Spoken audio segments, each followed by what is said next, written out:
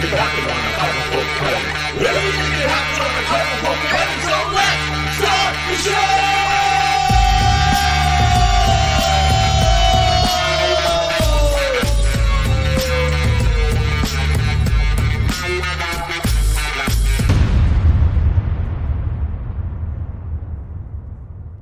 It is always worth the wait for the most popular live show on the YouTubes ever in the history of modern technology. Am I right, Joe? It is always worth the wait, and we're happy you did wait.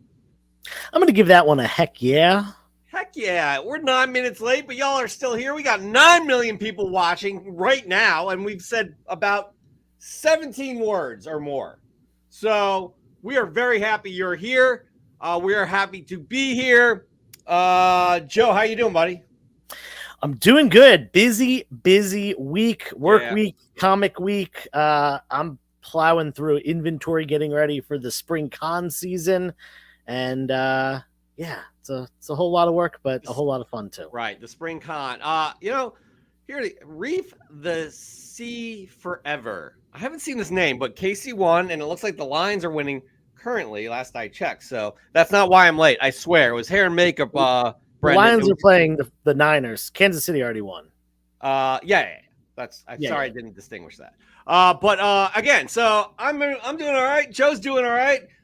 Chet, how are you doing, buddy? What's going on in your life? What is new? Chet here. Live from my first ever fashion shoot. Turns out, even talent scouts watched the canon. Who knew? Apparently, this confidently chaotic look is all the rage. Don't worry, I'll still be dropping knowledge bombs later. But first, gotta conquer the world of haute couture. That means the creation of exclusive fashions for all you lowbrow folks. KO Bellas. Yeah, I'll tell you what, we knew this would be coming. I mean, it's like, you know how we're just talking about the NFL, how like coordinators get head coaching jobs and things like that. The canon elevates people. You and I, we run this thing, right? Sure. As we're the CEOs, the CMOs, the CFOs, we run this, right? It is ours. But we lose talent like this. And Chet is getting opportunities in Milan. I think he's in Milan currently at a photo shoot. So good for him.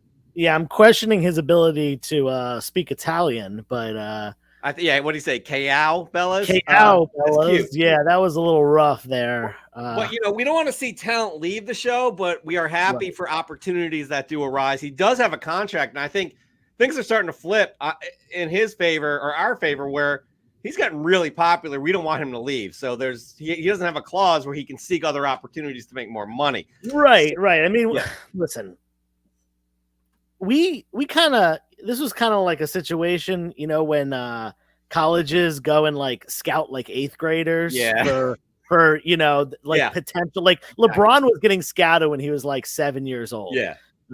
It's kind of like that situation. We were like, okay, this comic book Casanova, the up and comer, we might as well get him on the show as a correspondent, not give him a full-time thing, but just get him in the door here. So we got him locked on a contract. Yeah. And if something should blow up, we can always renegotiate. And luckily for us, these are like soccer contracts where people we can loan them and we can loan the talent. We make a ton of money. So very happy to, this is how you do business, everybody. Just take it from the pros, that being us. So, all right. But speaking of the pros, we got news to go over, and there's a lot of news to go over, a lot of great news. Joe, you may be a little bit more excited than I am, but I'm super excited about this first piece of news. Why don't we just get into it, shall we? Yeah, this first one's great. And that is that Bullseye is back. We've got Wilson Bethel returning as Bullseye in Daredevil. To me, he did the part. I actually was on the phone with my buddy the other day, and I was like, they're bringing back the actor as Bullseye. And my friend on the phone, he's not a super comic book guy, but he watches the movies and stuff. He's like, oh, cool. Oh, crap. And then I just forgot his name. The actor that played him in the Ben Affleck movie. The actor who played Bullseye was Colin Farrell. Colin Farrell. Yeah. He was like, oh, cool, Colin Farrell? And I was like, no, the better one. And I'm actually currently watching Daredevil. I'm on season 1 watching it with him because he's never seen it. Woo! So Anyway, not only is Wilson Bethel returning, I personally think that we will be seeing him in a more classic costume. Oh, that would be amazing. Right. We didn't really get that in the show. We got a great version of the character, but yeah, with the costume, bullseye on the forehead, I'm hoping. And we've gotten a lot of behind the scenes footage from New York, filming live on location there. We've got Foggy, we've got Karen, and of course we've got our buddy Matt Murdock as the lead role in the Daredevil Disney Plus television series, Daredevil Born Again. I don't think there's really anything that I'm more excited about than this. Yeah, this is really exciting because that was the coolest part of season 3 was Bullseye donning Daredevil's costume. It was so awesome. And to hear this news and to reset everything, yet bring back all of these favorite characters, because you got Foggy coming back and you got Karen Page coming back. That is confirmed. Nobody said anything, but I don't think this should count as spoilers. Do you, Joe? But we've seen pictures of them shooting in New York. Right. What's that? Yeah, I would say that casting, people being in it, none of those are spoilers in my opinion. If you're talking about the plot, or if you're talking about, a end credit scene or something like that's spoilers for sure. But supporting cast that has been, announced, that's returning to a show or just being on the show in general, I don't think that's a spoiler. I'm just trying to be a good person, Joe, and I hope you respect that. But very happy. It's super exciting. Things are moving along because they were already filming, 6 months ago, and they're like, you know what? This needs a clean reset. It's not working. And here we are, though. We're back. We're excited. I'm excited. You're excited. I know Josh is excited. All you people are probably. Oh, Brendan Riley is definitely excited. Let's just read this real quick. I love the Netflix show, but making it canon does come with some sacrifices. Ben Urich is dead. We don't get that character, and much of Elektra's story has already been told. I hope we do get Elektra, though. We'll see. Anyways, I hear what you're saying, Brendan, but this here is exciting. It's exciting. So we got Ben's nephew, Phil Urich, becomes a pretty prominent character in the 90s comics. Mm-hmm. So maybe. Absolutely. We shall see that. To be continued. All right, we got some more MCU news, Joe. Why don't we dive into that as well? Yeah, I will dive into that as soon as I open it up, because I am not. There we go.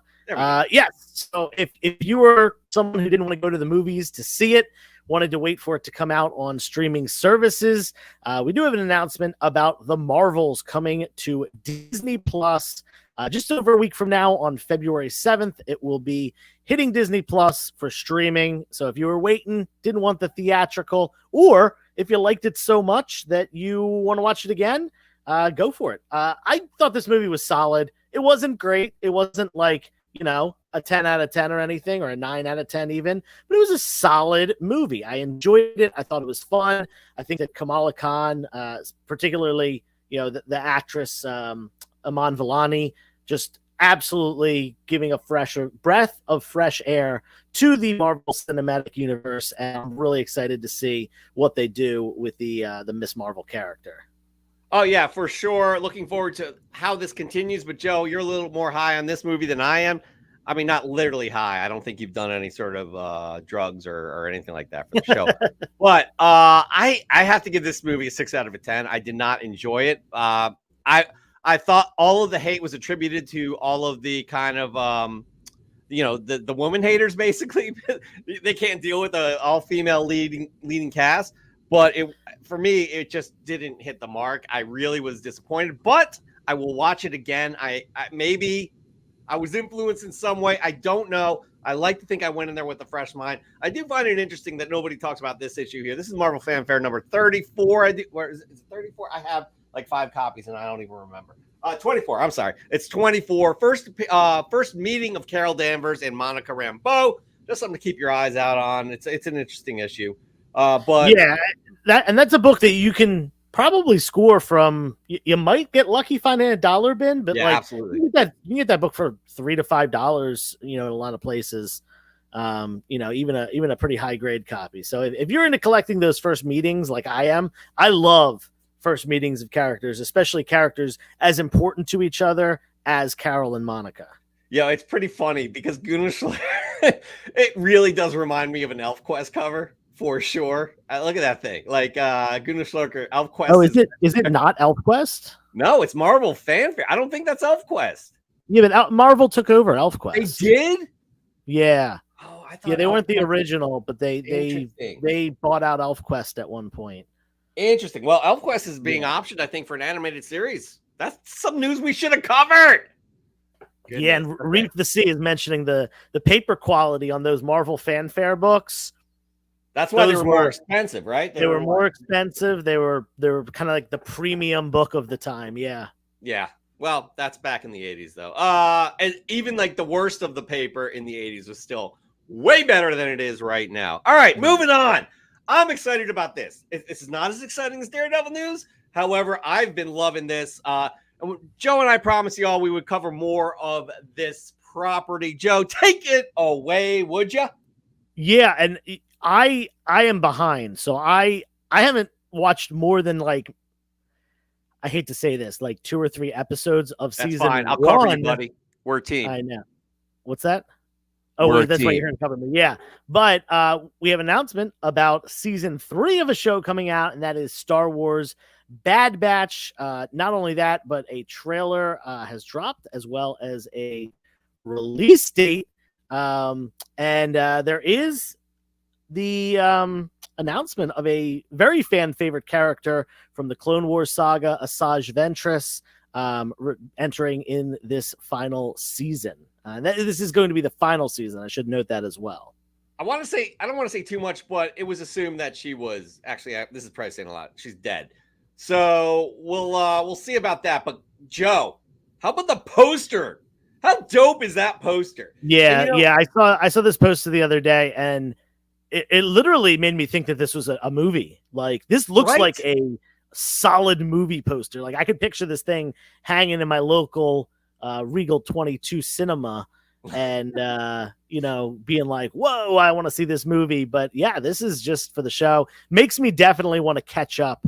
Like I said, I only watched the first couple episodes of the series. It's completely worth it, especially the way that season 2 ended was like, wow. Because I'll tell you what, the Clone Wars, if you've seen the beginning of the Clone Wars, the actual Clone Wars series, it's like, this is a kiddie show, man. This sucks. Like, you have to really trudge your way through some bad episodes. However, the later they got down the line in those later seasons, you're having people getting stabbed in the chest with lightsabers and stuff. You know what I mean? It was insane. And the Bad Batch is up there with, it's got a lot of heart, a lot of comedy, but also a lot of grit involved in it. And I love it. I'm very excited about this. I can't wait. I'm surprised it's coming. It's coming in February. I'm surprised it's coming around that quickly. A little bittersweet. It is the final season, but very, very excited about this. So we promised you we cover a little bit of Star Wars. There's a little bit of Star Wars news for you. And we have one more news item, Joseph. We do. And that is that a movie that we have been speaking about for what feels like 2 years at this point. God, forever. Is finally done filming, and that is Deadpool 3. Both Hugh Jackman and Ryan Reynolds have taken to social media to announce that they are done. The movie is done being filmed, and like we had mentioned last week, this film will be out this summer. So This is kind of the big Marvel release of the year, in my opinion. Yeah, huge, especially his crotch. Wait, no, I didn't mean it like that. You know what I meant. It's huge. It's going to be a huge movie. We've already, it's already been reported on a bunch of cameos. Another cameo was just revealed this week. I don't know if you saw that, Joe. We didn't talk about this. We're not going to give this spoiler away because, in a way, I would prefer to see these days. I would not like to see these cameos that are coming up. It would be nice to see a shocking cameo on screen for once, Joe. But I'm very excited. This is huge. I think I saw Josh say that the two things he's most hyped about are the Daredevil series and Deadpool 3, and I can't blame him for that. DC has Creature Commandos coming out. I'm excited to see how the DCU starts, but other than that, again, super. I mean, those are huge properties, right? I mean, Deadpool probably will be the biggest film of the summer, right? I probably think the biggest film of the year. Yeah, it's going to be enormous, and very excited about that. What else is there? There's no other Marvel films coming out this year. I'm all messed up with the strike and all of that stuff. We need to review what something else is coming out. Is Thunderbolts coming out at the end of the year? No, there's no way, because Steven Yeun just pulled out. Oh yeah, that's true. Never mind. Yeah. Josh, let us know what else is coming out, or anybody else out there. I know Josh has got his fingers on the pulse when it comes to all of these films and TV shows. So looking forward to hearing from Josh. He's kind of like we said he's the Adam Schefter of comic book canon. He's got his finger on the pulse, not with the league, but with the industry. So let us know, Schefter. I mean, Josh. All right, that there ends the news. Brendan Riley just confirmed Deadpool 3 is the only Marvel movie this year. Wow. That's crazy, man. We went from 3 or 4 maybe a year to now 1. It was 4 a year for a while, other than that small stretch during the pandemic. But yeah, they were this has to do with both the pandemic, kind of the ripple effect of the pandemic, and then the amplification with the strikes that went on. So yeah, it makes sense that we're getting just one this year, and I think it'll be a good little break, and hopefully not just a break, but a nice little kind of semi reset with with Deadpool being kind of this multiverse movie that incorporates Fox characters and stuff like that. Kind of tie up some loose ends, essentially. Oh, Josh brought up a good point that X-Men 97 is coming out this year. There's shows coming out. That's fair. That counts. Yeah. So just wanted to see that. I just got a comment on this. P. Keel, been reading Avengers Twilight. I'm really liking it. I read the first issue. I think that's the only issue out. I really like it as well. It's a lot of fun. It's very interesting to see this kind of aged Steve Rogers in the future. Anyways, so that there ends the news. Very happy to report a lot of good stuff. We got Bullseye coming back. We got the Marvel streaming in 2 weeks. Bad Batch coming next month as well, and Deadpool 3 is moving closer to coming out in theaters. So, wait a minute, Josh, Agatha's coming out as well. Okay, we're moving on. Yeah. Okay, we'll talk about this later. But that being said, we don't have any on the hunts this week, which is fine. We don't need to do it every week. It is a great segment created by Joe and Dr. Plagueis. Got to give him credit, Dr. Plagueis. But what we're going to do before we move on to our next thing is ask that you like and subscribe, please, because we love talking comics and we want to get as many like-minded people involved in our show as possible. The next segment we do have, though, it's Ask Joe and Jeff.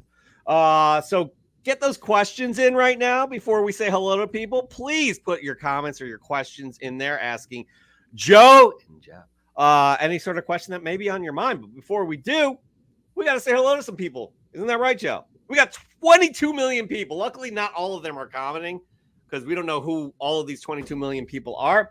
But we do have Pete Keel. We got Reef the Sea Forever. Have we seen Reef the Sea Forever? I don't know. Yeah, multiple times. I don't know why you're not remembering that Reef, name. I am so sorry. I'm a jerk.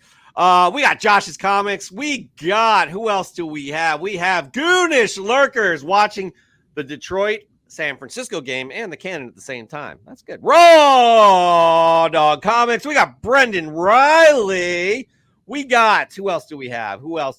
Mike Haggs, Dr. Plagueis in the house. We got Raw Dog. I said Raw Dog Comics. We got a lot of people commenting, the same people commenting, and it's Nukes Comics is here. We got, who else do we have? We got Nikita Kade. I thought I saw Dan De La Torre. Who else? He saved us last week for the winner of True. Yeah. We have, who else do we have? We got a lot of great people in here. I think I went through almost everybody. Anyways, it's okay, man. I know you're a Swiftie fan. It's okay, bro. I mean, who isn't a Swiftie fan? Why wouldn't you be a Swiftie fan? What is wrong with Taylor Swift, for God's sakes? Plus, she's from the Philadelphia area. We got Bond. She's from Bethlehem or something. Yo, she sung at Phillies games. She sung at Sixer games. She should be an Eagles fan. She used to claim she was, but it doesn't seem like that's the case anymore. She's got other ways. She's got other alliances, allegiances, or what have you. So anyways, we're ruining it. We got Bond. Paul Bond. Wonderful. In the house. Okay, get your Ask Joe and Jeff questions in. And we're going to start the segment in a hot second. But before we do, I'm just trying to waste time to get more questions in. But you know what? A wonderful segment like Ask Joe and Jeff definitely deserves a wonderful opener. So here we go. Ask Joe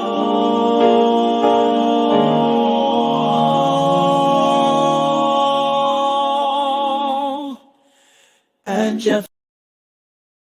Yeah, man. I mean, honestly, one of the best out there. One of the best segment musics that has ever been created in the history of entertainments. It's a good one, right? Huh? It's a good one. It's a good little jingle. It totally is. It's catchy. All right. First up, what do we have? Here we go. Get your questions in, everybody. Ask Joe and Jeff as well. What has been your best comic find of 2024 so far? I haven't bought too much in 2024 because the last 2 months of 2023, I was picking up tons of collections, a lot of big collections, a lot of valuable collections. So I've been doing more selling than I have buying. I got to say, though, that X-Men collection that I did the YouTube video on that had the complete Claremont run and a giant size X-Men 1. Huge. Yeah. That was so good to me because so many of those books ended up being higher grade than my personal collection copies. So they were upgrades to the PC. And that's why I do this. I do this for my personal collection to fund and grow and improve that.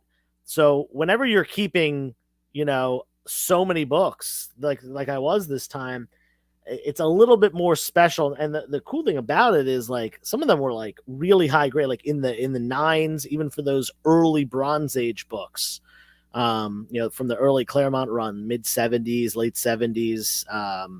So yeah, that was the best collection. I guess the upgrading my giant size X-Men 1, if you want me to pick a specific book, that's the biggest key out of all of them. It's the first appearance of my favorite character. It's the most expensive book. And it was quite the upgrade as well, going from the copy that I had, which was, kind of lower side of mid-grade, bumping it up to what I think is probably like a 7.75. Yeah, I would have answered that for you as well, by the way, the Giants. Right. I didn't want to talk. It had to have been because you upgraded it and he's your favorite. Nightcrawler's your favorite character. So for sure. For me, so again, we've been in January for 4 weeks now, and I've been really concentrating on getting new books and reading them. So I mentioned I read Avengers Twilight, which I really liked. I also have, I've said it before, Joe, I can't wait for you to freaking read it. This is the best read and probably the best pickup, not from an investment point or anything like that, but this I'm telling you, man, Ultimate Spider-Man. Yeah, I love it. I love it. I cannot wait for the next issue to come out. So off the top, I picked up quite a few books, but off the top of my head, that for sure is like my highlight, I would say, because I really loved it. I cannot recommend it enough to you all. I hope you all are able to get a copy for those that want a copy. So, all right. Good question though, Josh. Thank you for that.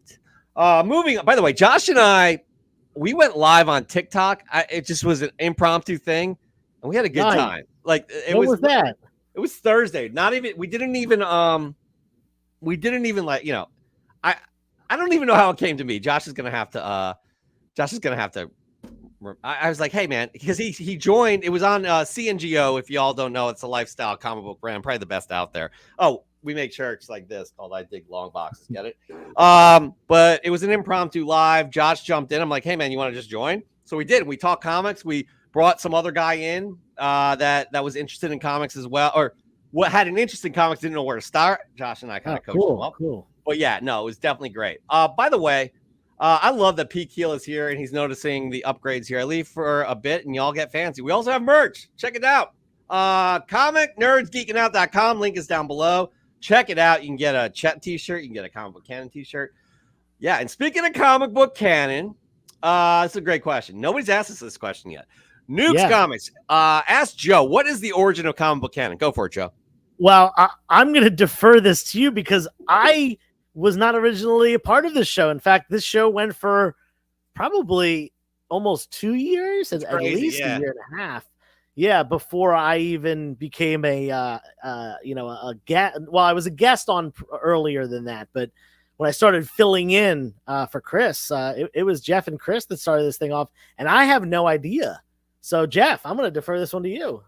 All right, so about 2016, I just finished my first and right now only feature-length documentary that was on Netflix, and my producing partner and I were like, what do you want to do next? And I've always obviously had a passion for comic books my whole life, and I'm like, we should do some original comic book content.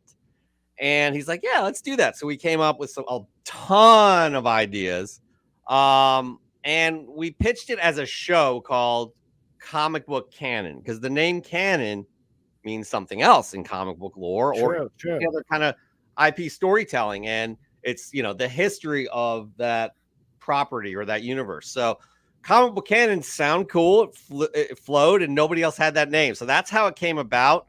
We pitched ideas. I ended up getting a job at comicbook.com, launched the studios and put together a producing team and all of that stuff. So I didn't take the name Comic Book Canon over. It was kind of dormant for good 4 years, and the pandemic hit, and I had to learn different types of production tools in the pandemic, because all of our productions were going to what people call virtual. I still call it kind of like broadcast, but so we moved over to StreamYard, and I wanted to learn StreamYard, and I wanted to create a comic book show and take the name Comic Book Canon and use it there. Chris and I linked up, and we started Comic Book Canon, and met this fine young gentleman here with a wonderful beard named Joe.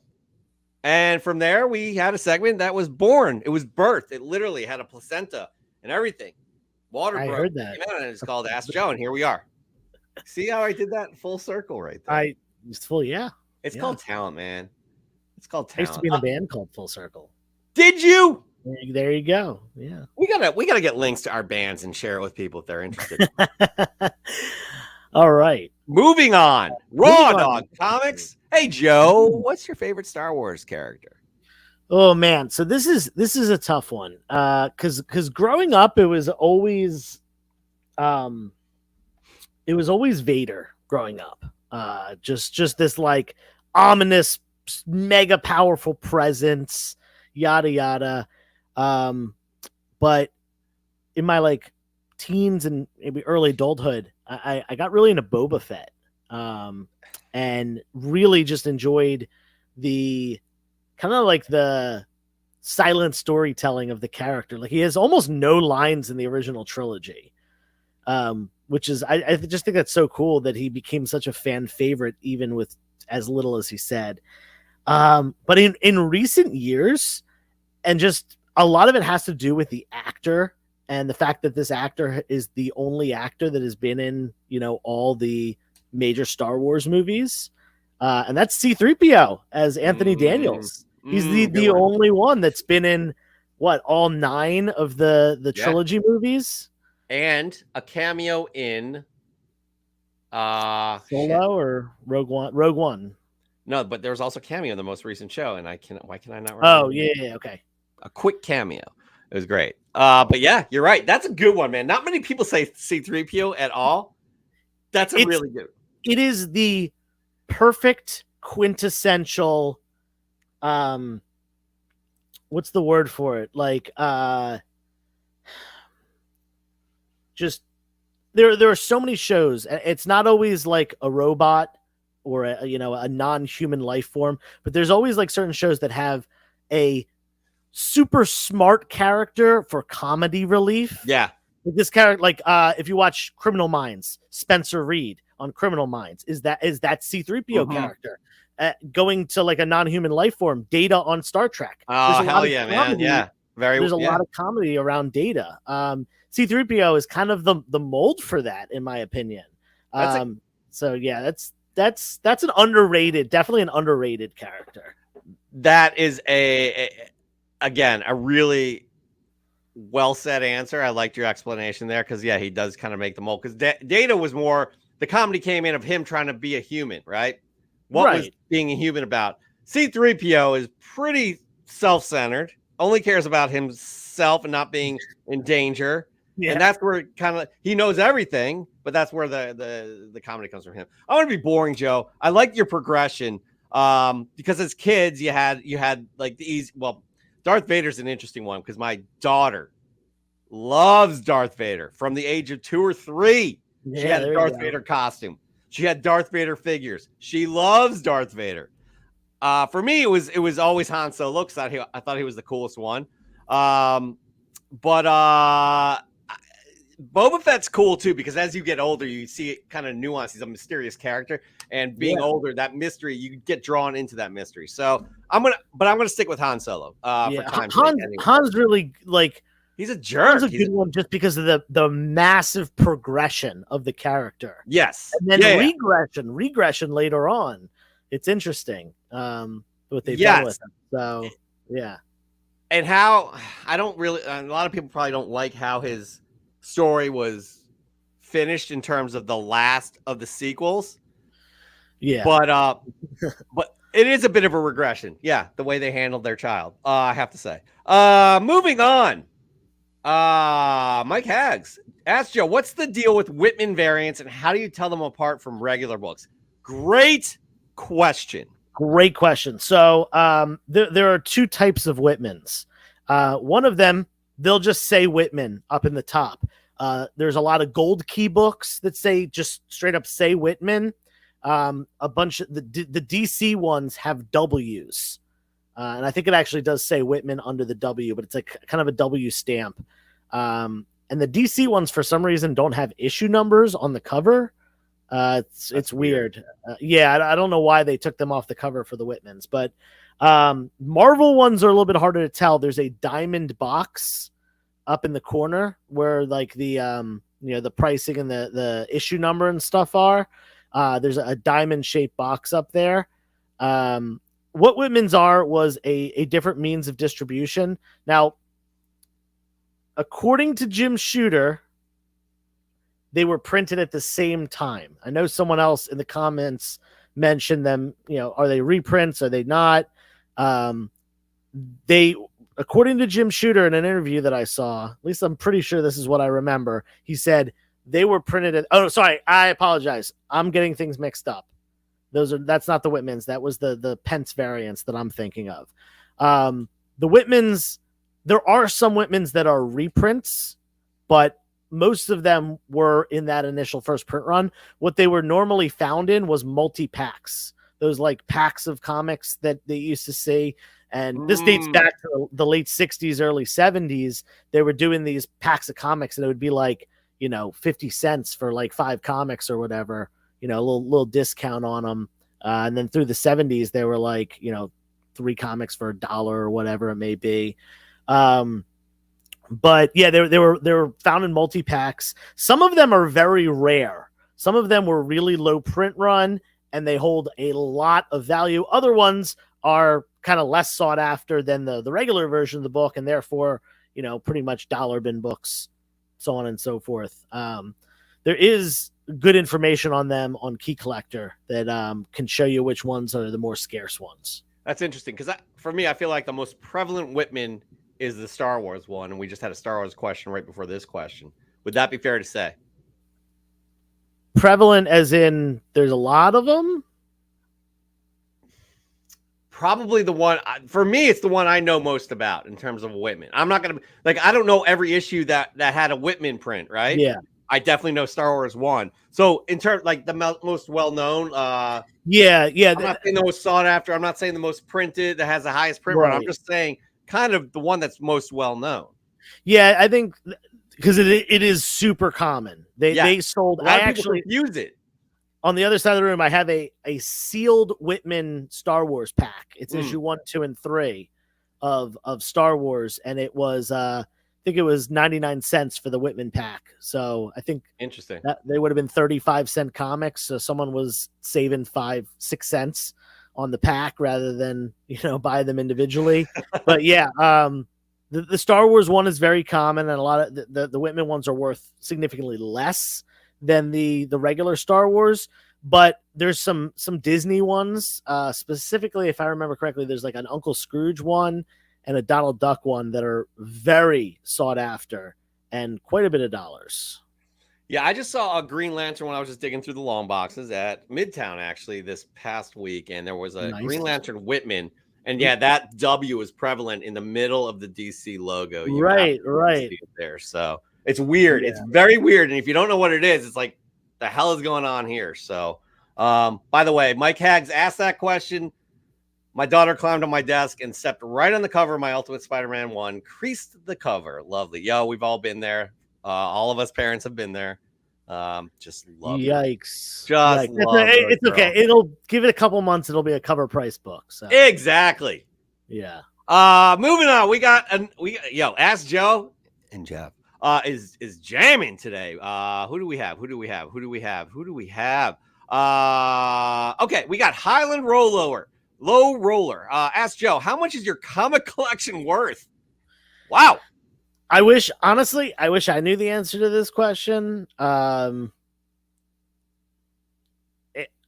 don't know. And I'm talking about like my comic collection, not even like my inventory, like the stuff that I plan to sell or have price to sell and stuff like that. My personal collection, I don't know.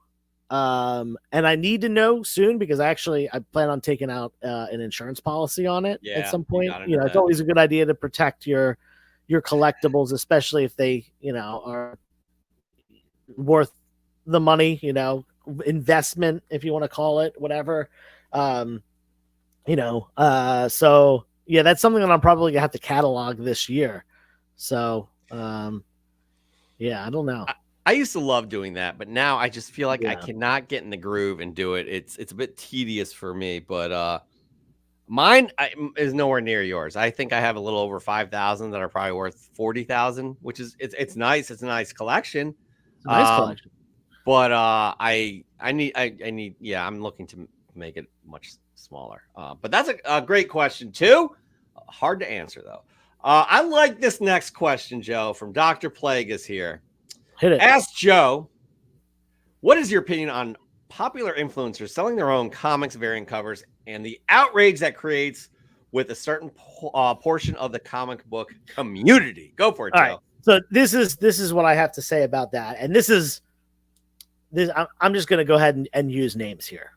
Comic Tom, popular YouTuber, sells on Whatnot, pretty active on Instagram. He's all over the comic world. He's well known. People have their opinions on him. Some people really enjoy his content. Some people, neutral towards it. Not really their thing. Other people dislike this guy a lot. He put out a comic book called Crash Down. It's got Ben Templesmith art, so it can't be bad in my opinion. I haven't read it myself yet. I plan to, just because I want to be able to talk on the subject. As far as being able to put out his own comic, one, that's awesome. I would love to be able to do that someday. I think that's really cool. Two, promoting it. Obviously, if you put something out, you're going to promote it. And I think a lot of the pushback this week was from people getting upset that it was listed as a key of the week by Key Collector. Comic Tom and Key Collector have a partnership. They work together. Comic Tom promotes them. Key Collector is a sponsor of the show. I don't know what the deal is there as far as if there's financial compensation or if it's just a mutually beneficial relationship. I don't know the details of it. But when you have a business relationship and also probably a friendship, you're going to promote each other's things. Jeff, you have CNGO now. I've shared your CNGO stuff a couple times because you're a friend and I'm going to promote your stuff. And I don't see any issue with one business promoting another business when they work together. It wasn't done in a disingenuous way, in my opinion. It wasn't done in a way that I was, scammy or anything like that. It was just listed as a key of the week, which is an opinion-based thing. You do not have to listen to Key Collector. You don't have to go out and buy these books that are listed as Key of the Week. It was a friend, a business partner promoting another friend business partner. I personally I see nothing wrong with that. What I'm going to say here is that there is a segment of the comic community. Basically, what I'm about to say, I'm prefacing this. I may as well be saying grass is green. Okay, it's very obvious that people are going to hate just to hate. People are going to complain just to complain. People are going to raise their voice just so they can be heard. Yeah, and it's a situation where you either think that these people have a point or they don't. You're entitled to your opinion. Comic Tom is entitled to have his own thing. Like Swags has a comic book that we've promoted here before. We've talked about here before. Nobody's complaining about him. I think the issue is it's on Key Collector as a Key of the Week. And I'll tell you what, Bond, Paul Bond, Joe, come on, man. Said it here. Oh, sorry. I was trying to read comments. He said it's a key in that it's a first appearance of all new characters. That's fair. Yeah, it is a key. No one's arguing with that. Is a name. And again, they can run their business how they want to. However, they absolutely talked about the fact that the haters are going to hate, right? They are going to get a lot of pushback from a segment in this community, a portion. And it's up to you. Like, are you going to lose sleep over this? Are you going to get angry about this? You shouldn't. That's my opinion as well. So, yeah. I like what Dr. Plagueis said here. He said, personally, don't care for the divide. The trashing and negativity kind of reminds me too much of high school and cliques. We're all grown. Let's support and uplift. And that's the nice thing. I totally agree with this. If you don't like Comic Tom or Key Collector, it's so easy for you not to post about your dislike for them. It's so easy for you to just ignore it and instead promote someone or something you like, whether it's another YouTuber, a seller in the comic book community, just a good old member of the comic book community. It's way easier and way more beneficial to the comic book community to post something uplifting about someone else than to put down Comic Tom. It is so easy for you not to support Comic Tom. You could even block him if he triggers you that much. You know, there's that option too. So yeah, I totally agree with Dr. Plagueis here. I think all the trash talk, some of it is just straight up bullying. Some of it is it's a waste of energy for the people who are doing it and the people who are feeding into it. And it's just a waste of energy and it's ugly. And we see this a lot. And I appreciate the people that notice that. Joe, myself, and Chris, in terms of comic book canon, we try and avoid all of that. I have friends that do not like Comic Tom. I personally, I have his phone number. We talk on the phone every once in a while. We have a good, friendly acquaintance relationship. I wouldn't call us buddies. Like, we're not hanging out all the time or anything, but, as a member of the comic book community, I talk to him. I understand why some people are put off by him, I understand that like some people don't like the fact, like the talk of top 10 lists and FOMO books. And that's a lot of the content he puts out. But I personally think, and this is just my opinion, I think he's a net positive for the community. Yeah. I don't think he's a net negative. And some people treat him like he's, a thief like Epic Nation or, a terrible person. Like, and that doesn't jive with me.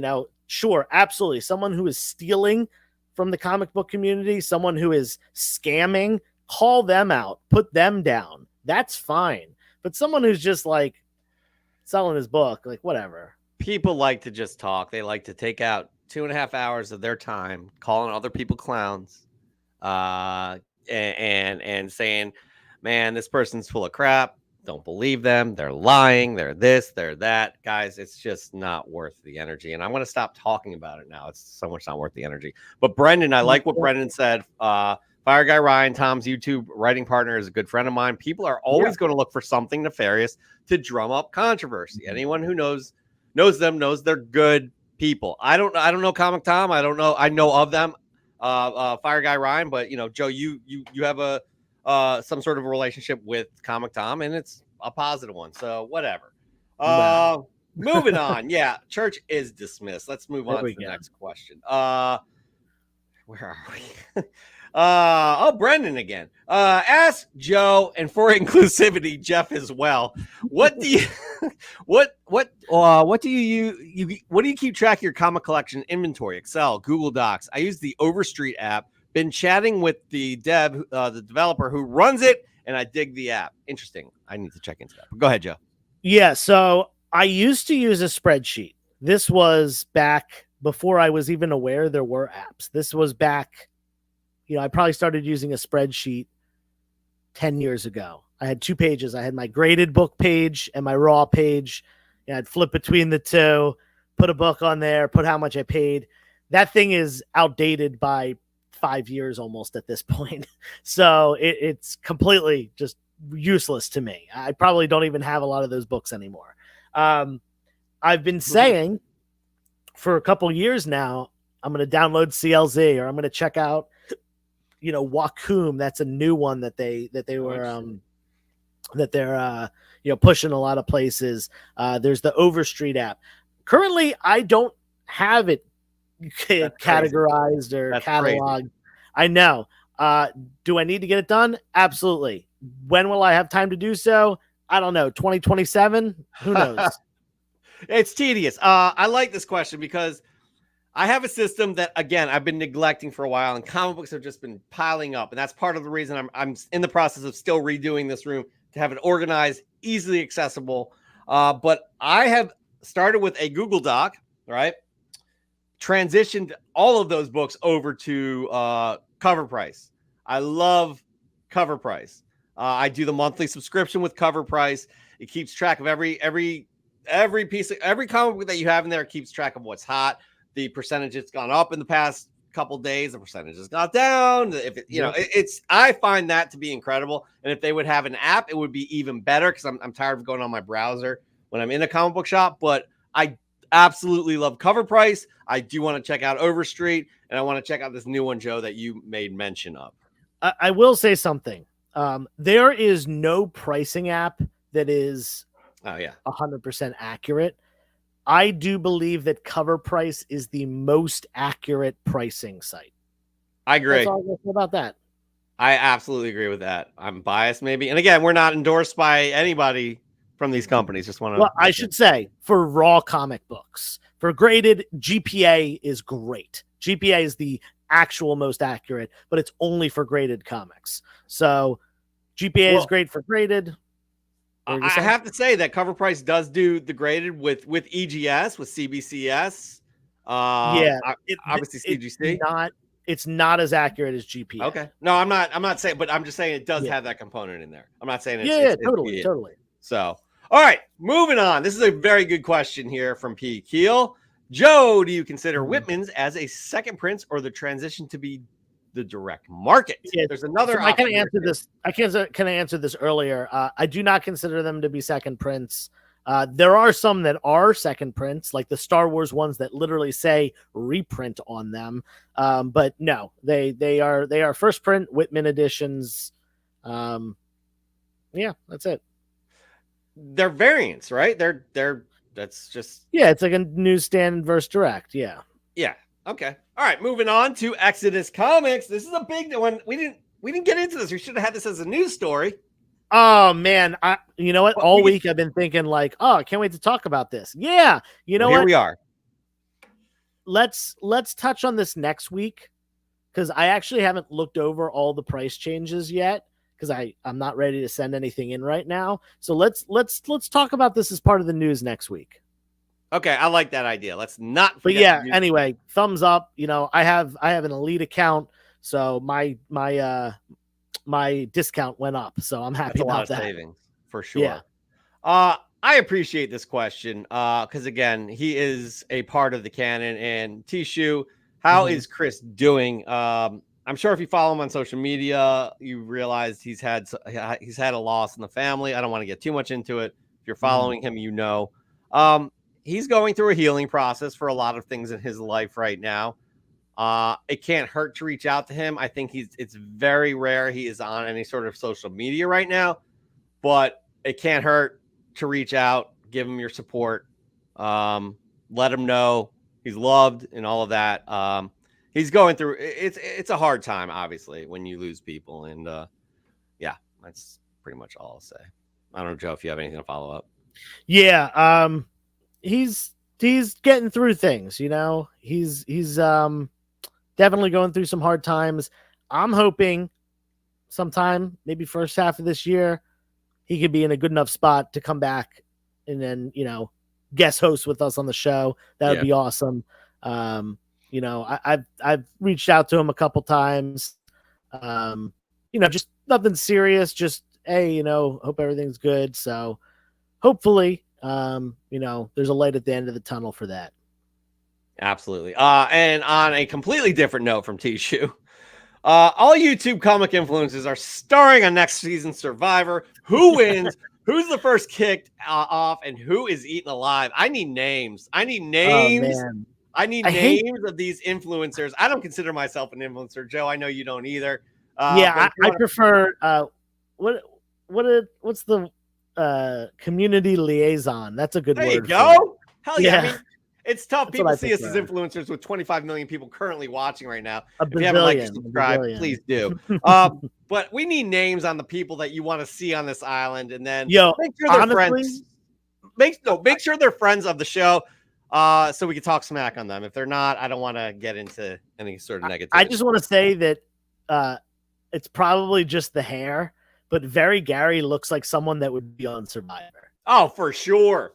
He looks like not only would he be on, but he would excel at it. Yeah. Yes, I could see him. He probably does some crazy MacGyver stuff with at conventions, like fixing cables and with like a piece of burlap or so, you know what I mean, like or soldering something that needs to be soldered in the bottom of the leg stand. You know, those kinds of things. Right. So, but that's a great question. Would love to. We should have some sort of a tournament for that as well. But speaking of tournaments, we're going to have to get into that pretty soon. Right now, too. I think, Joe, I don't think we have any more questions. I think that was it. Yeah. That was a great Ask Joe segment. And just for that, we're going to give you a treat. We are going to give you all a treat right now. And it's a treat for your ears because that ends the Ask Joe segment. Treat for the ears right here. Ask Joe.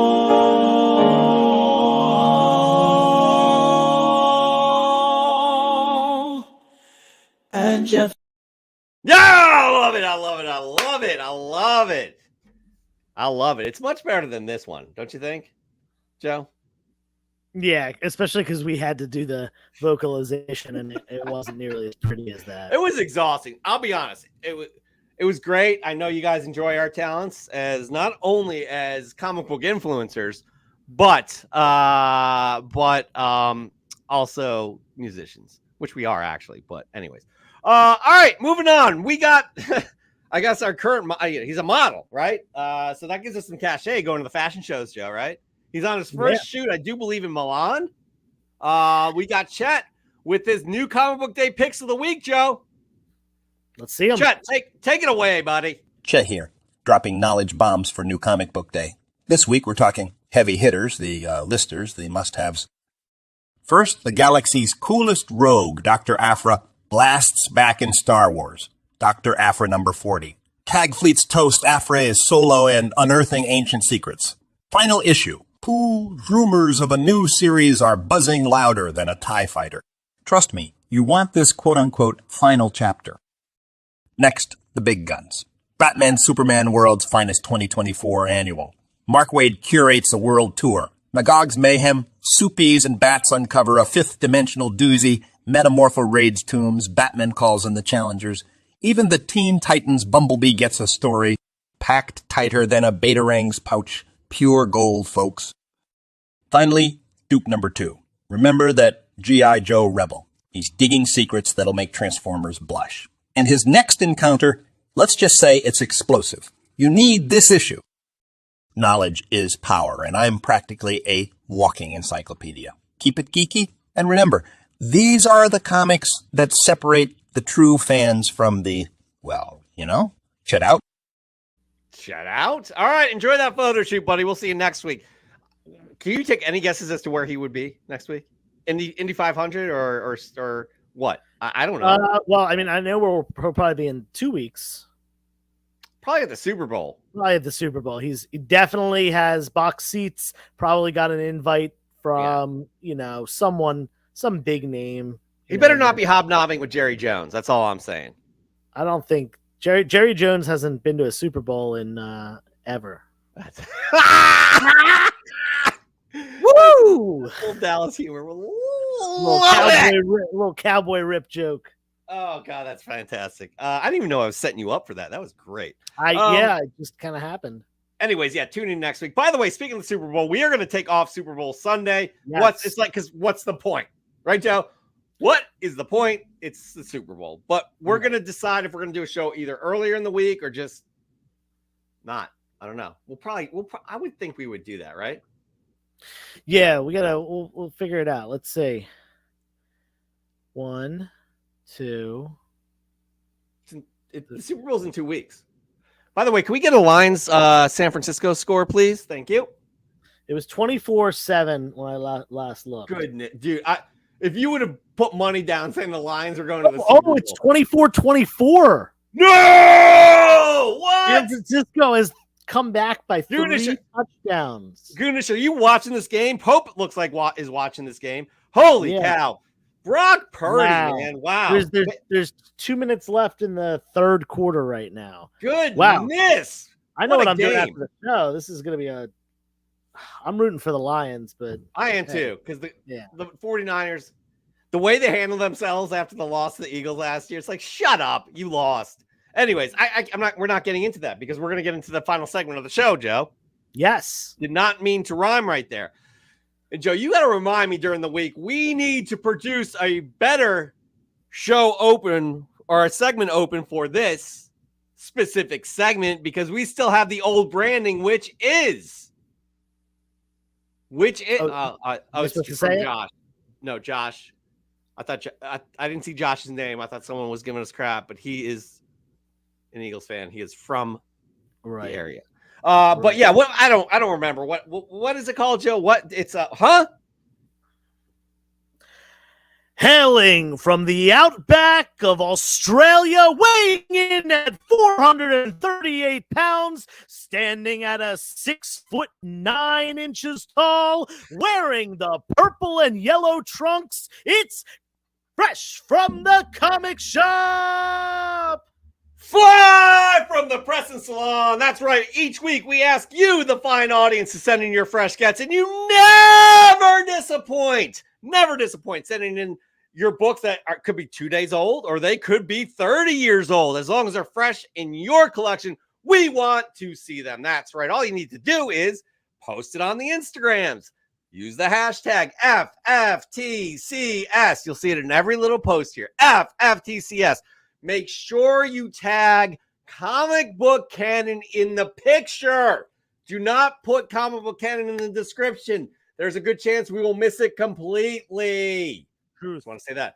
You can put Joe, you can put 360 in the picture, you can put Radioactive Bug in the picture, whatever. Make sure you put it in the picture so we see it.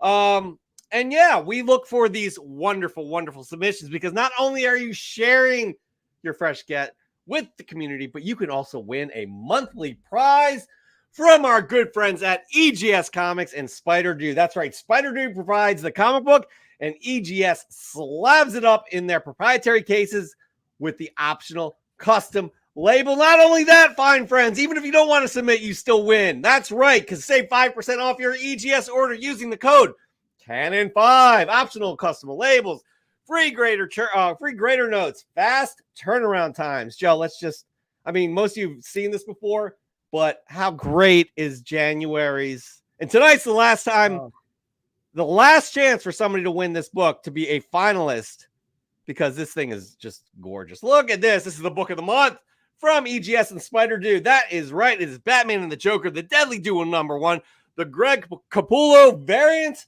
Look at the orange hues in the cover of that comic book that match perfectly with the label up top. Would you look at that logo at the top? Middle the Joker right there. It is just a thing of beauty, the way that Tony and EGS puts these ensembles together, Joe. And we are so proud and happy to have them as a part of Fresh from the Comic Shop. Not only that, everybody, we do a tournament for the year.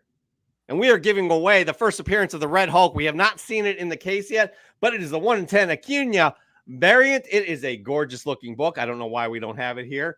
But yeah. Oh, Reef Seaford. Yeah, let's just show it again. I don't know if you it's just amazing. I love. I was blown away by this book when Tony showed it to us. But yeah, we do a monthly a yearly kind of tournament, which we're in the process of right now. This was the first week, yeah, and we're gonna get into the scores in a hot second. It was a crazy week for scores, by the way. Yeah, yes, it was. I do also want to say that I had a nice little phone call with Tony Trombetta today of EGS. I'm going to be sending him some books in the next couple of weeks. I've been wanting to do it for a while and finally getting into gear. So I'm going to be sending him some books, which when they come back, at least some of them will be available in my claim sale. That we would like to see him on the show as well, by the way. Maybe just do a little preview of it. I'll bring him to the table. But we are currently running a tournament, and it's so important for y'all to not only, when you get into the semifinals, we'll tell you how in a second, but having all your friends vote, because not only does the percentage count for the winner to who moves on to the finals, who also can move on to the yearly tournament, but it's the amount of people that vote for you. So keep that in mind, because we have a nice little story coming here. So let's just get into the scoring that we had this week for the book of the year. So we had Josh's Comics going up against C to the G. Not only did we have to do that once, we had to do it twice. It was tied at, what did I say, Joe? It's like 24 each? There was the first time was 27, yeah. 27 each. Well, check this out here, because we had C to the G over Josh's Comics. It was 34, Joe, for C to the G to 33. Wow, that is so close. After being tied 27-27, they really made a push to get their friends to vote 34 to 33. So that is bracket A right there. Let's share what happens next. Josh's Comics is out, unfortunately. It was a great submission, that Batman the Dark Knight. C to the G moves on, going up against Nuke's Comics. So that is going to be another battle right there. And then in bracket B, we had Nori Jordan with 21 votes over Raising Elm with 15 votes. Moving on in the B bracket side, we'll show you what that means as well. So Raising Elm is out. Jordan Nori moves on to go up against Super Crispy Comics. All right, now next week we are going to have Union Josh Comics versus Goonish, and we are going to have Dan De La Torre versus Nowhere Bound 86. This is fun, Joe. This is a lot of fun, actually. Yeah. I think it's really cool that we've taken the winners and put them up against each other to have a yearly champion. I had nothing to do with deciding on that, end of year thing, but I think awesome. This was Chris's idea. It was it Chris's? I don't remember. I just remember it being brought up and me being like, yeah, that's cool. Let's do that. Yeah, it was a great. I think it had to have been Chris's idea, and Tony and Spider Dude they bought into it for sure. How does it work? Well, Reef, you submit a book this year. If it wins the monthly book, you are automatically move on to the yearly book tourney that we have, where it's 12 people in this tournament, and highest scores get a bye week, just like the NFL. And the lower scores are seated lower. So it's very important that people vote for you. How about an award for the Troll of Comics? That would be interesting, actually. We would hurt. I know who I would give it to. We would hurt some feelings. I'm sure. I'm not going to say any names or anything, but I know who I would give that award to. Does it remind with? Oh, I thought it was going to be for real, because I thought it would rhyme with Pepic Cation. No, he's not a troll. He's just a thief. Yeah, it's he's way not a worse troll. than the troll. Trolls are annoying. Thieves are bad people. Listen, Reef, you want to enter? It's this easy. We're gonna show you all the entries that we have for this week alone. How about that? Oh, geez, Josh. Like we need more things to work on. We would love to do this. That's a great idea. Let's figure this out. Because we would love to have competitions and sponsored for everything. It's just a lot of work. All right. Let's just get into it. So again, Reef, pay attention here because with your submission, we'll have a guest on that will decide who's moving on to the semifinals. But it's been a while since we had the guest, so that has fallen on our shoulders, which you'll see the whole thing work itself out right now. Because we look for 3 pieces of criteria. The first being presentation. Give us a nice, well-composed shot. One that'll make you go, wow, look at that. So give us some depth of field. Have the shot relate to the actual book itself.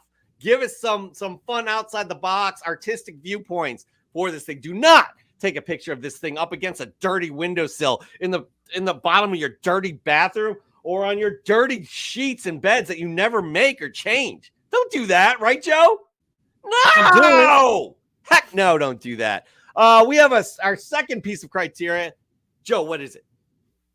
Second piece of criteria is make it something that is unique. Now, unique, hold up. You might be thinking, does unique mean it's $30,000? No, it does not have to be $30,000. It could be 30 cents for all we care. Just something outside of the box. You know, X-Force #1, that is very much inside the box. Everyone sees that book in every long box, in every collection, at every show. X-Force #1, very inside the box. Now, if it's an X-Force #1, that is sealed in the poly bag that has 2 Deadpool cards in it. And yes, I have seen those before where there's 2 cards in there and they're both Deadpool. You have one with 2 Deadpools? Oh, no, not 2 Deadpools, no. No, 2 Deadpool cards. I've seen that. That makes that book unique. Yes. That takes a ununique book and makes it unique. It could be something that is signed, something that is a double cover or another error printing, something with original art on it, something that is just a less known book that maybe we haven't seen before. Mark Leneker does a really good job of bringing those books to the table. Make us say, wow, I've never seen that before. Exactly. And heard.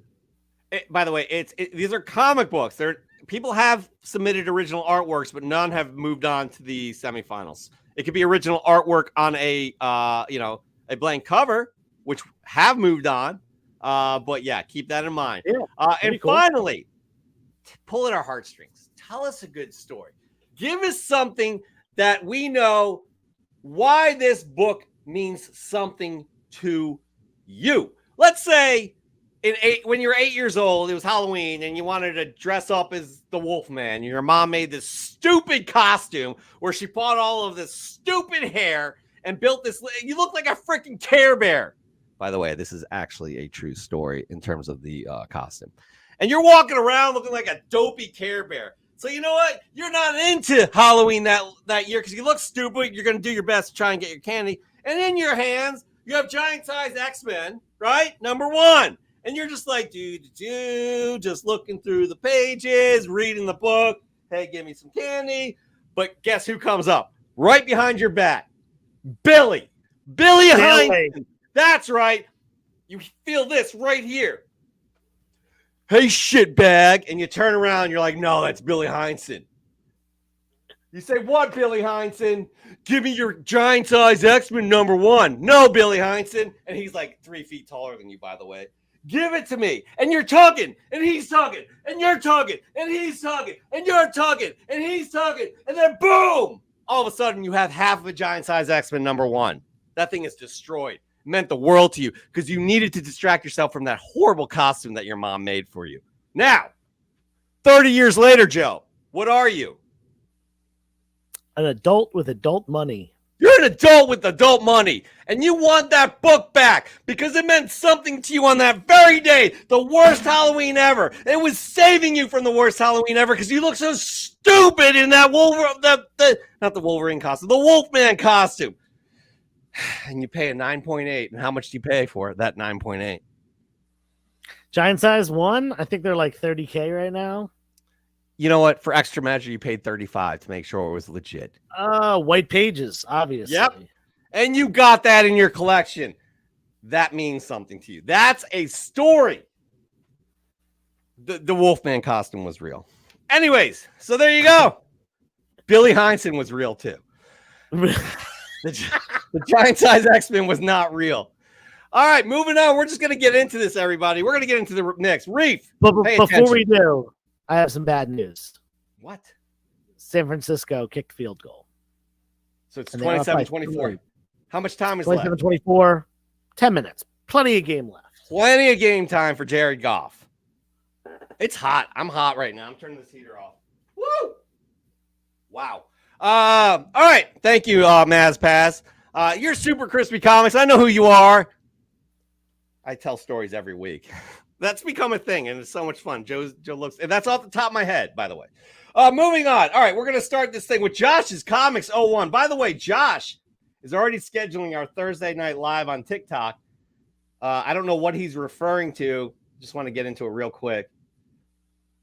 We will talk on the CNGO live on TikTok, hosted by Jeff and Josh on Thursday. What are we talking about? Who are you talking to? I don't know what's going on, but yes. We may as well.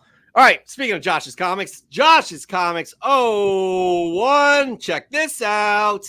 Giving props to the community, everybody. Listen to this. Mike is patting himself on the back, a.k.a. Popicelli Town. The Dark Knight Returns 3 and number 4, Keys, Death of the Joker, alternate reality. First cover appearance of Robin, Carrie Kelly, Death of Alfred, classic battle of Batman vs. Superman, Miracle Easter egg, a pedestrian dressed in the iconic costume. This week's Rest of the Comic Shop, I'm showing not only 2 great books, but also showing that there are amazing members of this community. Last weekend, I attended a local con and met up with some friends, one of them being Pope at Chili Town. While I was picking up some comics from him, he also gifted me 2 free comics. While, yes, both are beat-up reader copies, I couldn't believe my eyes. Frank Miller himself signed them. These will definitely be staying in the collection, and I'm proud to call Mike a friend. I hope one day I can return the favor. That right there is a great story, Joe. Something that's sweet, something that involves the community, and I love it. Mike, good on you. Josh, good on you for just being good peoples. Yes. All right, moving on. We have Raising Elm. We don't have that many entries, by the way. Joe, why don't you give me your first fresh get of the week? Go for it. First fresh get of the week. This checks the box for unique. Not a lot of people know about this book. In fact, I didn't know about this book until just a couple months ago. Jeff, I'm going to ask you, what is the key significance of Spyman #1? It's a Harvey thriller from the mid Silver Age, mid 60s. What do you is think the key significance of this book? Spyman #1? Yep. I'll give you a hint. Yeah. It's artist or writer related. It's not related to a character. It's created. What year did you say? This would have been mid 60s.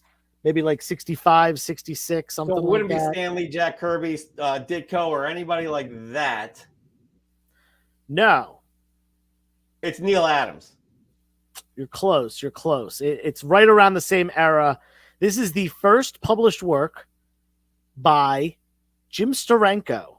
Oh, no! It's actually just this little diagram of the hand. What? That is the only thing, I believe, the only thing that he did in this entire book.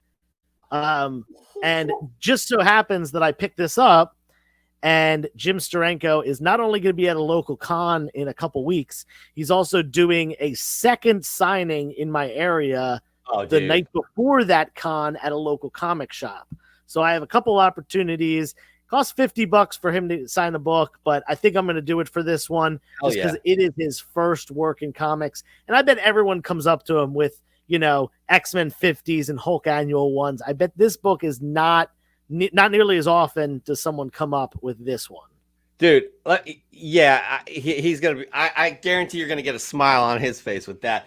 Also, I would say, let's talk about very good examples of things that are unique, Joe. That book is unique. Love it. Yep. And then Reef had a question. How do you submit a book? All you have to do is post it on Instagram, use the hashtag FFTCS, which stands for Fresh from the Comic Shop, and make sure you tag Comic Book Canon, and you can tag 360 Comics too in the post. That way, in the picture, tag us in the picture, not in the description. Yes. Do not do the description, by the way. Wait a minute, you may have a connection here to get it. Just give it to Brendan. He's filming with Steranko in April and having dinner with him. So just do that. Very cool. Sorry, I just made it really awkward for you, Brendan. But we're love hearing about the people you're working with. Brendan is a super talented DP, everybody, and producer. Actually, we have a first for Fresh from the Comic Shop from Brendan today, by the way. And it's going to show off his skills in him shooting. I'm very excited to show that one off. We got Raising Elm next, though, Joseph. Would you look at that? Look at that. Here we go. Raising Elm Comics. Howdy, comic fan. It's kind of nice working down the road from a local comic shop that I can visit during my lunch hour, especially on new comic days. Fresh off the shelf is this intimidating cover of Star Wars Thrawn Alliance's issue number 1. This issue marks the first meeting between two of the darkest forces in the galaxy, Anakin and Thrawn. It pairs quite nicely with the Lego Darth Vader helmet my wife and I put together during the winter freeze we had a few weeks ago. Star Wars comics and Star Wars Legos for life. LOL. That means laugh out loud. Much love, comic fam. I love this, everybody. Love, again, take notes from Raising Elm. Very outside the box in everything that Justin submits here. And this is yet again the lighting, pairing it up with the Darth Vader Legos. One thing to mention about this book, Joseph, and I'm going to go full screen here. This is not my fresh get of the week. But Justin wanted to know, I don't think Justin's here tonight, but everybody's been complaining about, I need to take it out. Everybody's been complaining about, I don't know if it's a printer error, but it's got this, I just pulled it off the shelf and I didn't even look at it, but it is all jacked up at the top here. I don't know how well it shows on screen, but you can see that all of them came in like that. Yeah. Huh? Yeah. You can kind of see it if you hold in the right light. Yeah, it's really, I was really pissed when I saw this, but I'm excited to read this. This is based off of, I do believe, one of those novels. Well, I may as well stay in solo mode here, Joe, because I'm going to do my first fresh get of the week. Everybody, Midtown Comics in the Story, they have an outlet there, and this weekend they had 50-cent back issues, which is basically their 99-cent issues they're not half price, Joe, because half price will be what, 48 and a half? You can't have a half a cent. Can you? No. So they do 50-cent back issues. So I'm just going to show you some of my gets from the back issues because they're kind of like reader books that I'm excited to pick up. And all of these books that I'm going to show on Fresh from the Comic Shop today are from this 50-cent sale. So I just started reading the Morrison Green Lantern run. So I picked up issue 2 for 50 cents. I picked up issue 4 for 50 cents. I picked up issue 6 for 50 cents. And I picked up issue 7 for 50 cents. Still got some things to work out here, but I'm happy about that. The new Superman run, Dawn of DC. I got Superman 2, 3, 4, and 5. So, Joe, there are some deals to be had, especially if you're looking for some fillers and some of your reading material. So I'm excited to be reading these books right here, Joseph. So those are my fresh gets right there. My first fresh get. I know I'm cheating a little bit, but you know what? We do what we want, Joe. We're freaking rebel nerds. Yeah, definitely Reef, tag us on Instagram and make sure your Instagram is the post is public as well, not private. Otherwise, we won't even see it. We won't see it at all. Maybe some of you guys can forward your submissions to Reef so Reef has an understanding of how it works. But keep paying attention here, Reef, because we got some great submissions, Joe. And I'm just going to do it. Collector Without Fear. This is actually, guys, Joe and I cannot promise that we are going to show every video. This is the first time somebody submitted a video for Fresh from the Comic Shop. But my God, it is worth it. I'll read the description after. So here we go. There's no surrender at the devil's gates. Pick up your weapon, 'cause the army waits. Battle lines are drawn in the sand.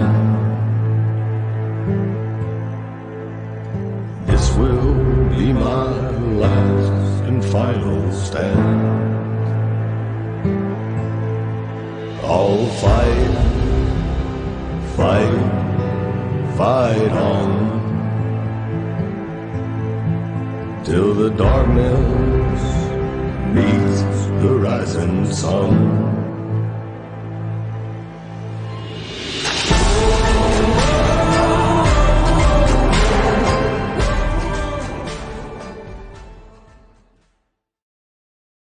Wow. Like, here's the deal, Josh. I know, man. Look, Josh, I thought we couldn't do video submissions. Here's the deal. If you do a video submission, it better blow us away. That thing was... After that, I think we can't give an answer now. We have to talk to our board of directors, but we might need to reconsider the no video rule after that. Again, I'm going to tell you, it's a little unfair for those of you that, probably could. I mean, Brendan could probably be a professor at some, USC or something like that. He's well versed in director of photography and editing and producing. And I don't know how you got the rights to that music. We don't, so we'll probably get tagged for that. But that's fine because it's well worth it. Brendan, that was outstanding. Let me read this to you all. Again, you got to wow us with something like that. Yeah. So, all right. So, Brendan, fresh from the comic shop. We had the blank cover of Devil's Reign #1 with an absolute masterpiece of a Charlie Cox Daredevil sketch done by Zavala Artistry. There are some pieces you add to your forever collection, things that just speak to what makes you a fan in the first place, and it doesn't matter what monetary value may come with it. It's yours, and it's staying that way. This is one of those for me. It's one of a kind. It's a battered and bloody Daredevil, the character's default state of being, to be honest, just the way I like it.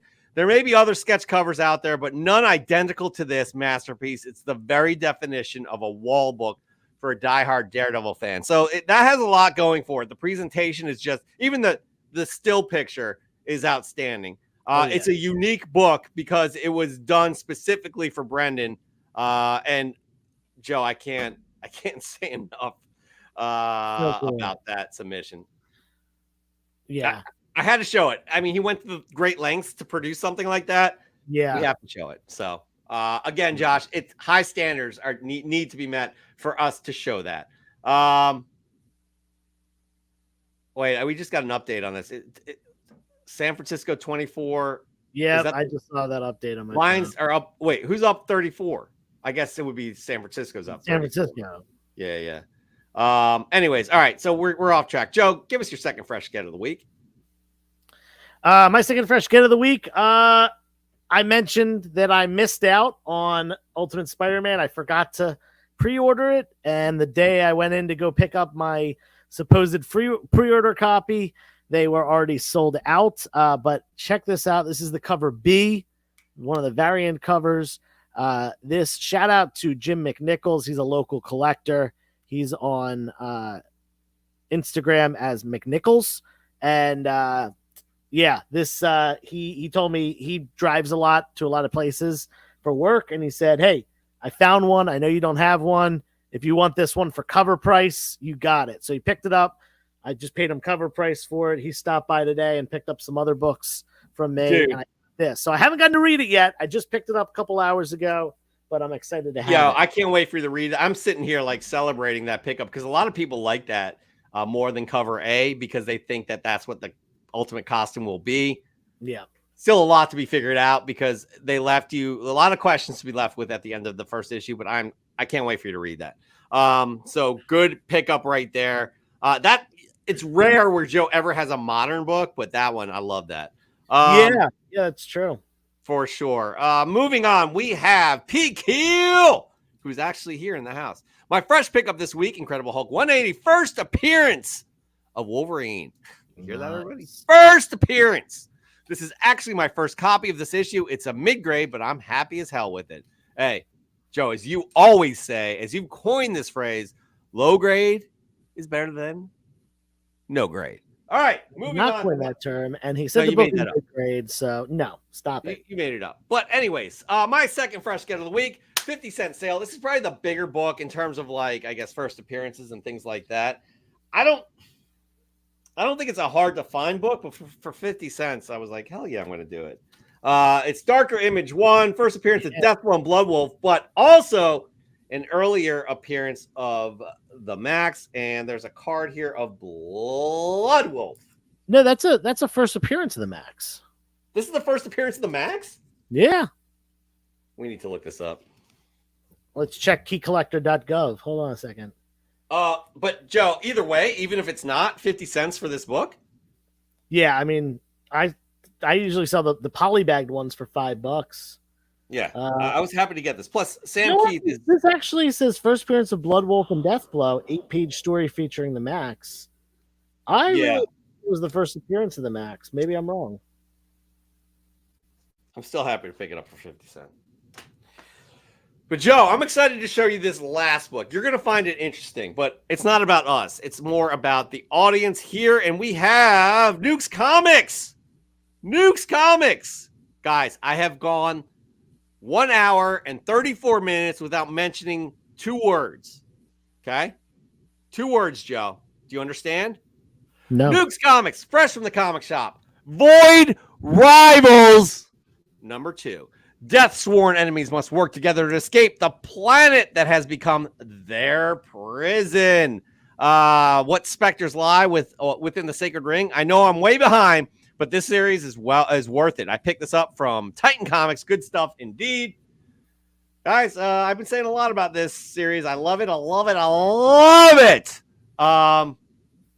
Yeah, and I can't remember what print this is. It's definitely not a first print, but it's God, I love it. I absolutely love it. Joe, your third fresh get of the week. What do you got?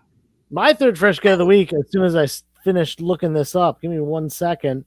So the Max #1 and Darker Image #1 both came out in March of 1993. I'm going to have to do a little research, but I was almost positive. I could be wrong, though. I'm pretty sure that is a new revelation. Pretty sure that it used to be listed as something different. But anyway, check this one out. You said I don't do modern very often. You're right. Here's another Golden Age book. This is Weird Science number 19. Not only does this book have a Ray Bradbury story, but it also is one of the comics used in Seduction of the Innocent. If I'm remembering correctly, this is the one where a giant crab kills some guy, and then his wife witnesses it, and for some reason, his wife turns into a giant crab and then eats his corpse because she witnessed him get killed by a giant crab. I think that's this issue. But yeah, it says at the top, used in Seduction of the Innocent, Ray Bradbury adaptation and biography. This has got a Wally Wood cover as well. Pretty cool. It's a very cool cover. Yeah, I got this from Tree McGee, who sometimes is in our chat over here as A Supreme Love. That's his YouTube name. He needed, I think, some repair on his car, and he was like, hey, I'm trying to offset it with selling this book. Now, this is a conserved copy. You can see that silver bar at the top. Yeah. It's not restored. There's differences between restored and conserved. Basically, restoration is non-reversible, such as like color touch and things like that. Pieces added, using glue or tape that isn't archival tape. This one, the cover has been reinforced. Basically, the cover has been attached stronger using archival tape, which can be removed. So that's what makes it conserved versus restored. Keeps the blue label, just has the strip at the top. But yeah, pretty cool book. Weird Science number 19. Very cool book. I love that pickup for you. By the way, Dan's funny, but sometimes he has some absolute zingers. His wife got crabs. He's trying to follow your story. Oh yeah. I guess it was in the moment. I thought it was hilarious. Into a crab. Good work, Dan. I appreciate you. Moving on, our final submission of the week is supercrispy.comics. And if you guys want a great idea of what depth of field is, check out this picture right here, where in the foreground it's nice and in focus, and everything else in the background falls out of focus. Sweet grabs at the swap meet this weekend. I snagged both of these for $5. A little then, and now She-Hulk. Looks like Spidey's reflexes were a little too quick this time. Yeah, I thought he was focused. I didn't read this, but I thought he was focusing on the newer She-Hulk book because it does fall a little out of focus in the back. But Super Crispy always takes some great pictures as well as make some wonderful leather artistic type things. Did I say that right? Is that an actual industry? You tried your best. Thanks, man. I use my words. You did. Appreciate that you noticed I used my words. And Peter Keel has just given us a 2-minute warning, which means 2-minute warning of the game. I hope not 2-minute warning for us, although we are coming to the end of the show. Joe, my last and final fresh get of the week. This is interesting. This is not my usual type of stuff I pick up, but again, this was 50 cents. This is House of Secrets number 51. No cover, but still, how cool is that? Nice. For $1. For 50 cents, actually. Ooh, oh yeah. So issue 51 of House of Secrets. So that would have been like, what's the date on there? 1959? 1961. 61? Okay. That was close. Right around there. Is it coming in? Yeah, so it's down there. The early Silver Age, that was a 10 center.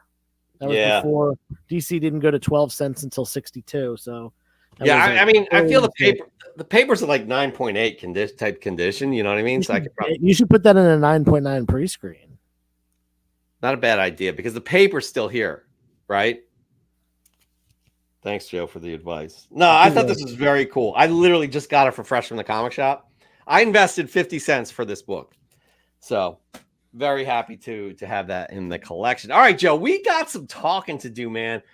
So Reef, pay attention. This is what happens now at the end of the segment for Fresh from the Comic Shop. We have to pick the final semifinalists to move on to go up against that last spot for the finals. And I cannot remember who we picked last week, Joe. I think we had to have Dan come in. But God, man, it's really hard not to just be consumed by one submission this week for me. I don't know how you feel. We didn't have a ton of submissions, so there's not a lot to pick from. And one of them definitely stood out. The question is, are we gonna set a precedent here? We will accept. Yeah, I'm worried about that, but I feel like the standards that we put for something like this have been met, right? Yeah. Oh, yeah. Mike Hagg's The Secret Wars moved. Yes, you're right, Mike Hagg. Right, so, that one last week. Yeah. Thank you for the reminder. So I gotta say it. Like nothing. I mean, everybody. We always appreciate every submission here, but one stands out more than the rest, and that is because I forgot to mention that it pulled at the heart. And not only is it unique, not only is it present well, it's got a great story to it as well. Yeah, what it means to Brendan. And that is The Collector Without Fear with this video submission, which I'm going to play one more time. Joe, we'll come back on the other side. You let us know if let me know if you agree. Actually, do you agree or not? I agree. I think we have to give it to this. And if this sets a new precedent for the show where you can submit videos, I'm all for it because this video is amazing. It's a high bar to set. By the way, Reef, I just want to say something. What were you going to say? Go ahead, and I'll address this. I was just gonna say the one thing I want to say is that just because you submit a video doesn't necessarily put you ahead of the pictures. You know, it doesn't necessarily. We're going to even show that video again. It has to be a high production value, high quality submission here, and we have 56 seconds left. The Lions just scored, making it. Ooh, touchdown Lions. Okay. But here's the deal. Also, Reef. Should you say, if this is new in your collection, did you just get this book? Because I think Reef just admitted that they are high as fuck right now. So these are fresh from the comic shop. So fresh books, fresh books you may have gotten in the mail. You walked in the comic book shop this week is what we're looking for. So we don't really like if you I mean, sure, people can lie, but not many people do in this community. So just want to make sure. All right. Moving on to go up against Mike Hags will be this book right here.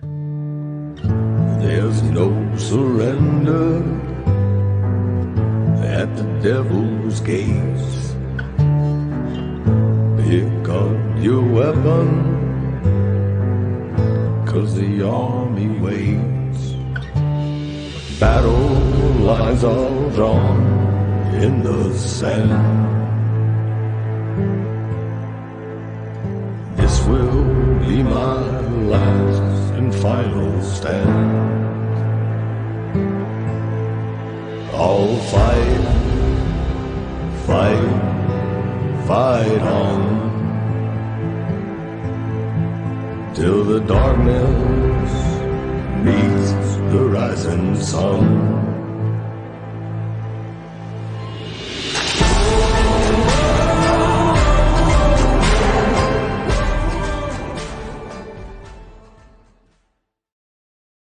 Just outstanding. Brennan, congratulations. You are moving on to the last semifinals of January to go up to battle against Mike Hags, move on to the finals to possibly win this book right here. So, yeah, everybody, listen, this has been a great, fun show.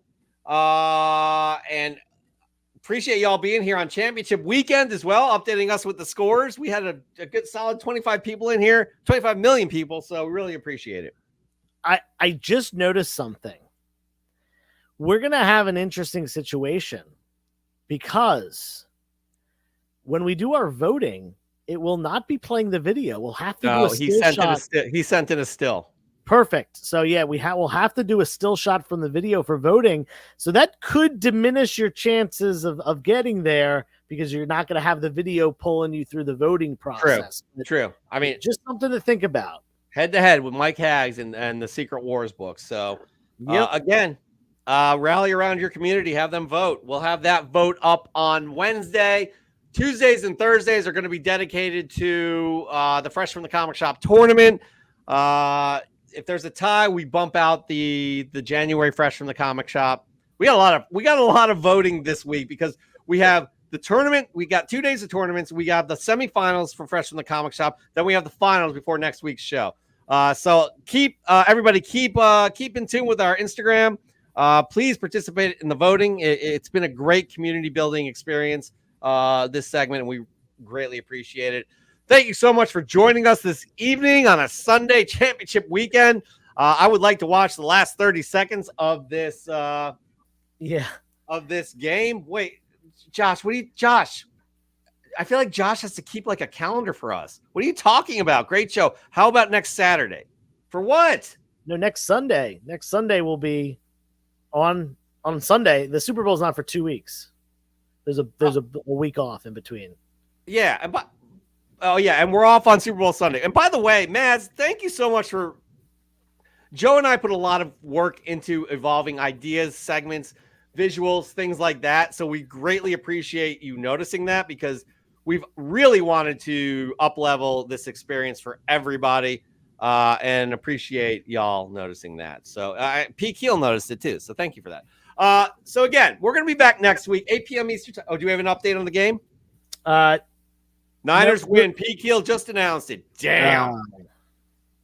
I kind of wanted the Lions to win. All right. Anyways, yeah. So again, we're off Super Bowl Sunday. I don't know. I'm all over the place right now. We missed that game. It's fine though. I'd rather be here with all you people, unless the Eagles are playing. We would have an issue then, Joe. Right. All right, everybody. Joe, do you have any final words? No. I have a nice block of Asiago cheese in my refrigerator. I'm going to go take a bite of that. It's going to be really good. I'm a little hungry. Yeah.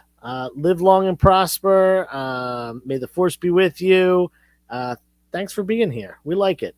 Absolutely. Thank you. And everybody, until next week, please be good to yourself. Be good to others.